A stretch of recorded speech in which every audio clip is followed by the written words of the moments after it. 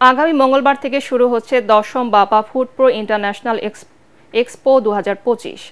রাজধানীর Bashundhara international convention সিটিতে ২৭ ফেব্রুয়ারি পর্যন্ত এই মেলা চলবে। Bangladesh agro processors association BAPA ও rainbow exhibition and event management সার্ভিসেসের যৌথ উদ্যোগে এই মেলা আয়োজিত হচ্ছে। সকালে সংবাদ সম্মেলনে বাপার সভাপতি মোহাম্মদ আবুল হাশেম জানান, এবারের মেলায় ২২টি দেশের ২০০রও বেশি প্রতিষ্ঠান নিজেদের পণ্য ও সেবা প্রদর্শন করবে।